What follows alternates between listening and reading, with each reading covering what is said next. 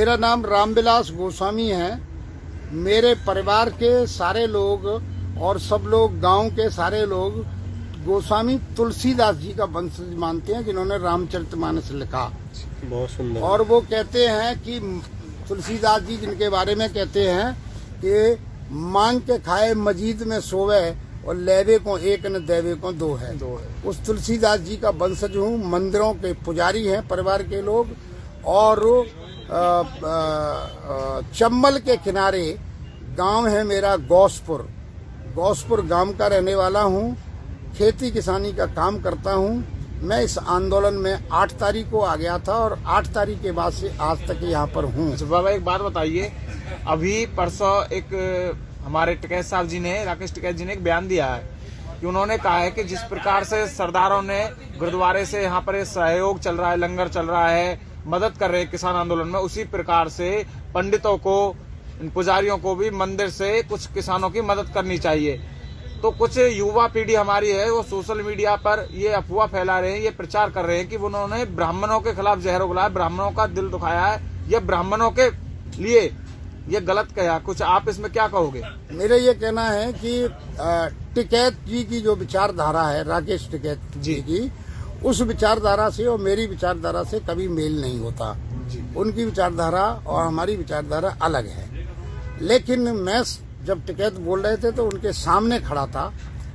वो हरियाणवी में बोल रहे थे, मैं साधारण सीधी हिंदी में बोल रहा हूँ। शब्द से बताना चाहता हूँ, टिकैत ने किसी भी जाति विशेष के लिए और खासकर ब्राह्मणों के लिए कोई भी ऐसा शब्द नहीं कहा कि जो अपमानित करता हो। टिकैत ने जो कहा वो ये कहा कि जब गुरुद्वारे वाले लंगर लगा सकते हैं तो फिर वो जो भंडारे करते हैं, वो जो दान पेटी दान करते हैं, खिलाते हैं, उनको भी बैठे हुए मंदिरों के उन पंडित शब्द कहा, पुजारी शब्द कहा, उनको भी ये बात करना चाहिए। ऐसी कोई बुरी बात नहीं है। मैं खुद ब्राह्मण हूँ, मैं कह सकता हूँ इस बात को कि भाई जब वो जो लोग मंदिरों में अगर कोई जाता है यहाँ से मथुरा वृंदावन के लिए तो यही किसान तो जाता है, बिल्कुल यही तो चढ़ा के आता है।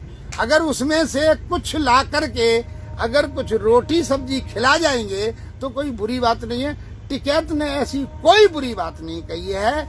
लेकिन ये वही तरह का शिगुफा है जिस तरीके का मोदी गवर्नमेंट ने फेंका हुआ था कि ये सरदार खालिस्तानी है, फिर उसने चीन से मदद आ रही है, पाकिस्तान की मदद आ रही है, पिज्जा खा रहे हैं, जीन्स पहने हैं। इस तरह का ही ये भी कोई मौका मिला है इस आंदोलन को कुछ कमजोर करने का।